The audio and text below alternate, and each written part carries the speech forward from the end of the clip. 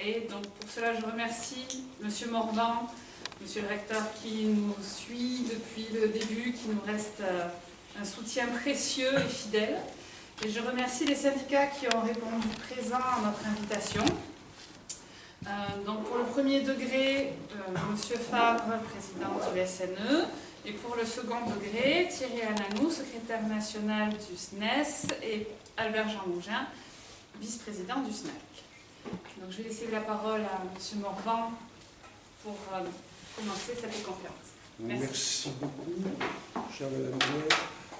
Et merci, de manière générale, au collectif Condorcet qui m'a invité à ouvrir les débats. J'y vois une marque de confiance et d'estime à laquelle je suis bien sûr tout à fait sensible. J'ajoute que je suis heureux que cette réunion ait lieu dans ces murs, en tout cas dans cette institution à laquelle je suis lié par beaucoup de souvenirs personnels très anciens, même si cette enceinte-ci était plutôt réservée à mes camarades scientifiques et notamment, mais pas exclusivement, aux physiciens. Je vois un petit clin d'œil du hasard au fait que nous soyons réunis rue Laumont. Permettez-moi de rappeler en un mot qui était Laumont, ce grammairien d'origine écossaise, comme son nom l'indique. Il y a un Locke célèbre en Écosse qui s'appelle Lord Lomond, justement. Mais Laumont était un grammairien, peut-être dirions-nous aujourd'hui un prédicateur, un grammairien qui, du XVIIIe siècle, il est mort à la fin du XVIIIe, je crois. Et alors, lui aussi, j'ai des raisons personnelles de m'en souvenir, elles sont tout à fait agréables d'ailleurs, et c'est le cas de pas mal de gens de ma génération qui n'ont pas encore lâché la rampe, puisque Laumont avait, c'est un de ses titres de gloire, il avait inventé, composé de toutes pièces, en latin bien entendu, une histoire des grands hommes de la ville de Rome, qui était ça s'appelait le De Viris Illustribus Urbis Romae, plus connu parmi les collégiens sous le nom de De Viris tout simplement, qu'on étudiait, si j'ai bonne mémoire, en classe de 5e, et qui nous permettait de réactiver ce que nous avions appris en histoire l'année précédente dans le cadre de cours sur l'histoire antique. Donc vous aviez là déjà une sorte d'approche, non pas interdisciplinaire, je n'aime pas beaucoup ce mot, mais pluridisciplinaire, qui peut sembler un tout petit peu désuète aujourd'hui, mais qui a fait ses preuves, puisque le De Viris est resté en usage dans les collèges. C'était le cas dans mon modeste collège de province, lorsque j'avais l'âge en question. Il est resté en vigueur, je crois, jusque dans les années...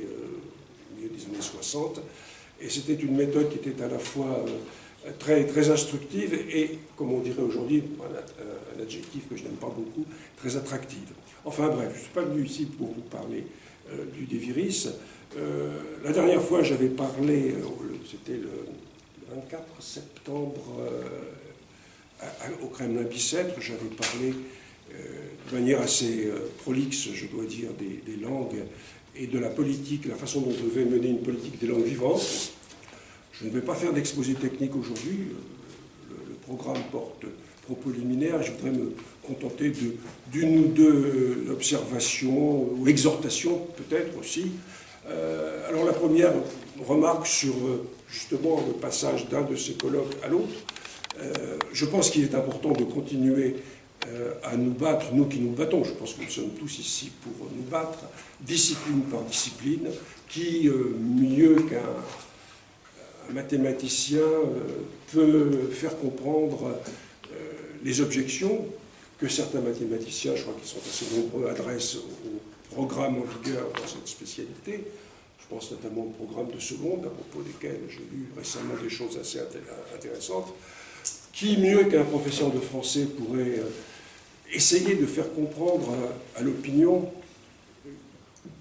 que c'est une chose que pour une génération d'enfants de bien connaître l'œuvre de Maître Gims, qui est un rappeur excellent au demeurant, que mes enfants m'ont fait connaître récemment et dont je ne méconnais pas les talents, mais enfin de faire comprendre que la culture ne se résume pas à Maître Gims, mais qu'il y a aussi des noms comme Molière, La Fontaine, Victor Hugo, que sais-je encore, qui valent peut-être d'être connus, qui mieux, enfin, pour achever ce très rapide tour des disciplines, qui mieux qu'un professeur de langues anciennes ou qu'un professeur d'allemand peut faire comprendre d'une part à l'opinion, puis aussi à l'ensemble de ses collègues, ce que peut être le destin, hélas semble-t-il programmé par certains, rue du Grenelle, le destin d'un secteur entier de professeurs voués au rebut, car c'est bien le cas de ceux qui enseignent ces disciplines. Donc je pense qu'il faut continuer à travailler dans ce domaine disciplinaire, mais en même temps, on peut également adopter une démarche peut-être plus globale, plus collective, car l'éducation est un tout, c'est un bloc, comme la Révolution française selon Clémenceau, et comme tel, il est utile effectivement que nous nous préoccupions par exemple, de l'organisation du temps scolaire, du fonctionnement des établissements, de la politique éducative en général, et de la façon dont elle doit ou ne doit pas dépendre de ce que nous disent tels ou tels indices, de ce que nous disent telle ou telle forme d'injonction. Mais nous y reviendrons certainement tout à l'heure. Je pense qu'il faut donc mener de pair ces deux types de réflexion, et c'est l'intérêt de la démarche du collectif Condorcet que de le faire. Alors, le deuxième point, deuxième et dernier que je voulais évoquer, je m'y attarderai peut-être un tout petit peu plus, je disais que j'avais des mises en garde à adresser, mais je sais que vous êtes convaincus, néanmoins ça ne me dispense pas de les proférer à nouveau. Je pense qu'il faut que les uns et les autres nous prenions garde à ne pas nous démobiliser. Nous sommes dans une sorte de temps mort, historiquement. Pour reprendre l'expression d'un ancien candidat à la présidence de la République que j'entendais hier commenter une affaire d'actualité, la messe est dite pour le collège, je l'espère en tout cas, le collège 2016, la messe est dite pour Madame Najat Vallaud-Belkacem, sa réforme calamiteuse et destructrice, et je l'espère destinée à être remise en cause, quel que soit le nombre d'années considérable qu'il faudrait pour réparer les dégâts. Mais cela ne signifie pas pour autant que nous devions abandonner le combat. Certes, nous n'allons pas nous amuser à tirer éternellement sur une ambulance, l'ambulance qui transporte Madame Najat Vallaud-Belkacem, Madame Robine, leurs équipes respectives, c'est-à-dire la même. Nous n'allons pas tirer sur un corbillard, mais nous devrons prendre garde à ce qui va suivre. Et à cet égard, la façon, je vais vous parler très très librement, peut-être vais-je choquer certains d'entre vous, mais je n'ai jamais eu l'habitude de trop dissimuler ma pensée, ça m'a parfois réussi, ça m'a parfois nui. Je considère que ce que nous entendons lors de cette phase importante de notre vie collective qu'est la campagne électorale, en vue des élections présidentielles, a plutôt de quoi inquiéter. Lorsque j'entends, celui que je me permettrai, que je connais bien, que j'aime bien d'ailleurs, le candidat des châtelains et des offices notariaux parler d'éducation, qu'est-ce que j'entends? J'entends parler d'autonomie, toujours plus d'autonomie, cette mantra, l'autonomie, j'en dirai peut-être un mot tout à l'heure.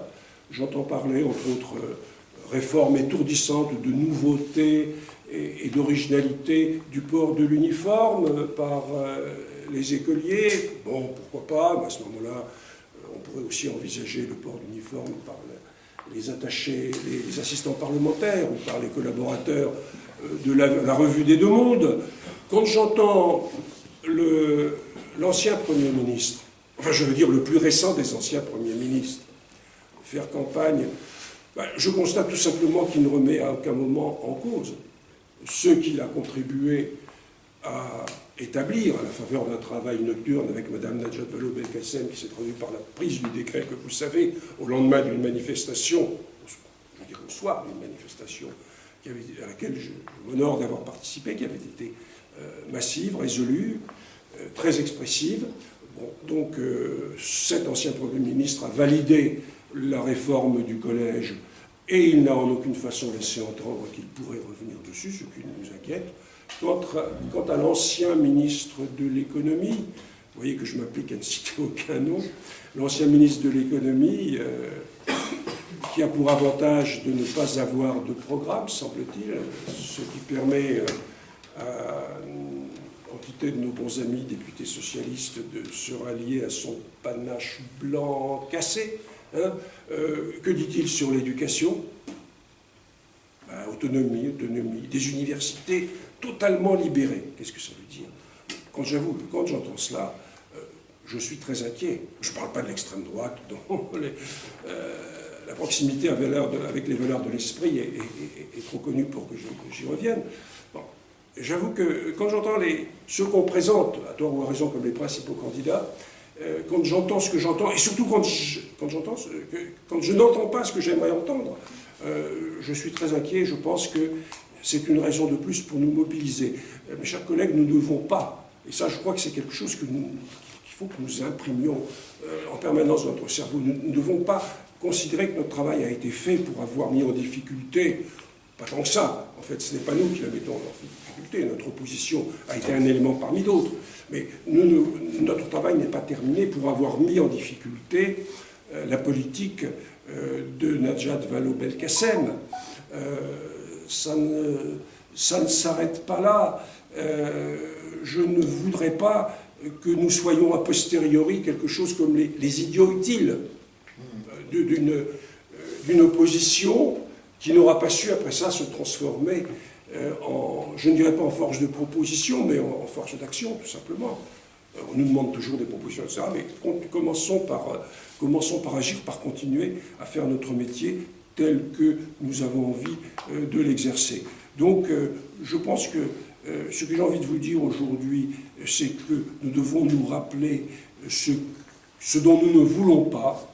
Alors, qu'est-ce que nous ne voulons pas? Nous ne voulons pas, par exemple, petit clin d'œil, parce qu'il faut quand même bien que je parle un peu du sujet du jour, ne serait-ce qu'à la faveur d'une parenthèse, nous ne voulons pas d'injonctions, fussent-elles des injonctions qui se parlent du nom prestigieux, un peu prestigieux de Pisa, dont il faut rappeler quand même que c'est l'émanation du côté éducatif de la logique de ce que l'on appelle l'OCDE, Office, permettez-moi de détailler le cycle quand même, il est intéressant, Office de coopération et de développement économique, ce qui me fait craindre, n'est-ce pas, un asservissement par ce type d'enquête, un asservissement du champ éducatif aux intérêts de l'économie, aux intérêts du marché. En vérité, non, les injonctions ne doivent pas être